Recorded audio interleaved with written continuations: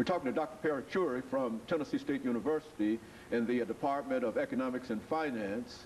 And of course, Dr. Paruchuri talked earlier about some of the issues dealing with regulation.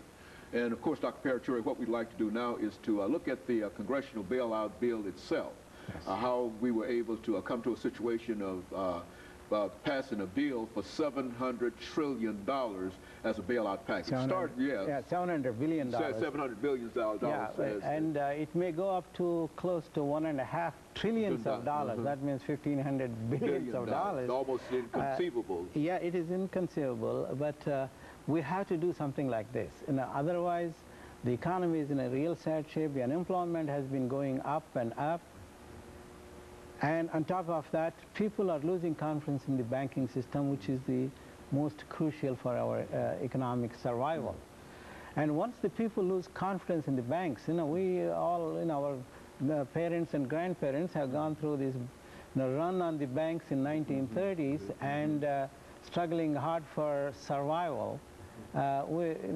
This present situation has reminded me of the early 30s, what not only this nation has suffered, but also the rest of the world. Global situation. Global situation. It was really sad. But thank heavens, right now, Treasury Secretary Paulson,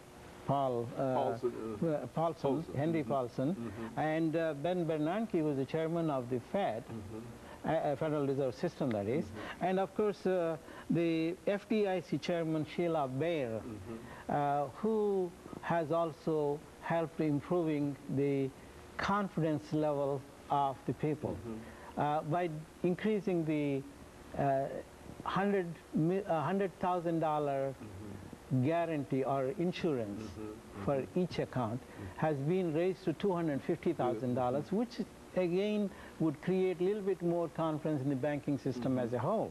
And especially when you look at this $700 billion package, which I think is very not enough to solve the problem, but at least it will have a Band-Aid kind of treatment, I still think.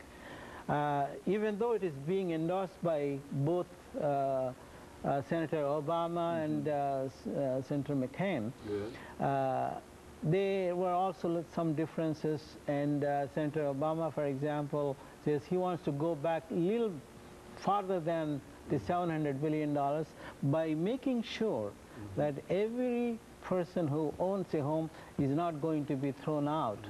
And he wants to give an assurance to the people to make sure that these people are protected against anybody going out of their own houses. Okay, in the first place, we should blame the banking system, and other financial institutions who have made these toxic loans.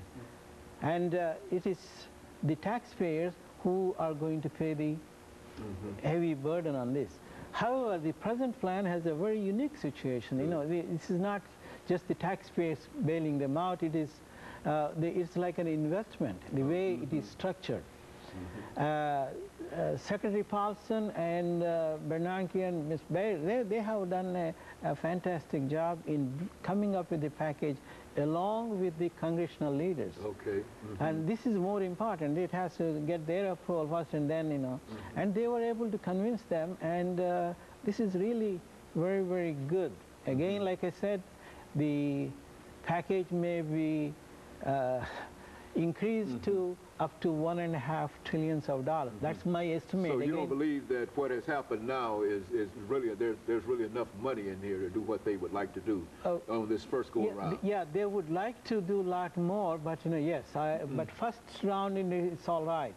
Now, in the same context, the Congress, Ms. Pelosi, who is the chair, who is the leader of the Democratic Party, who has come up with the idea of putting another $300 billion as another relief package for you and I. That's outside of the...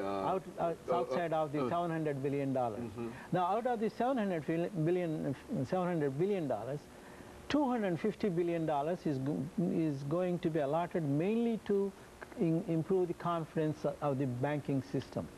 What the Secretary Paulson and the chairman of the Fed, Bernanke and Baer, what they have said, they brought all these bankers, 9 bankers, in alphabetical order, told them to come into the place, into the conference room, and they passed a sheet of paper saying everybody should sign this.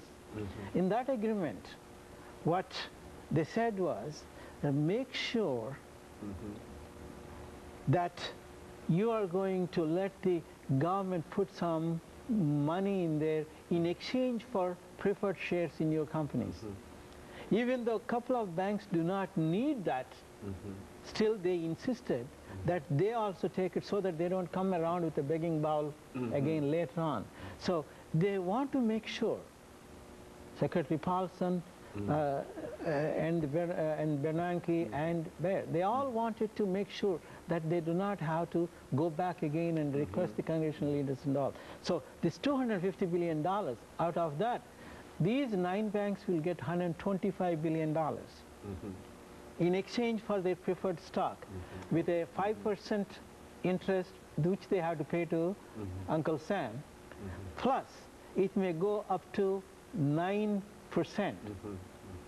And so this is sort of viewed as a method of saving the taxpayers and making sure that the taxpayers have an opportunity to get something back from this. Yes. But now, Dr. Paruchuri, when you think in terms of these 9 banks, and you remember that in a real sense, it was the banking situation that was the most critical in terms of this whole situation. What can convince us that these banks are willing to turn that money over? Because there's a tendency on the part of banks to sort of hold money. Yes, you're absolutely correct. I had the same doubts because when a small businessman goes to the bank and say that he needs a short-term loan, they are not getting it. And this present process, it will take time. Let's not have misunderstanding about it. You know, it's not an instant fix. It will take time by the time, and the bankers have to release those funds. The money. And they are releasing slowly. Okay. And of course, we're going to take a second break and then we'll come back. But it does seem to me that unless these banks release this money, then there can be no public confidence in reference to it. Not at all, and the economy will be in again the same sagging position as they have been. And of course, we'll pick this up after our second commercial break, and we'll be back with our audience following this very, very short commercial break. Okay.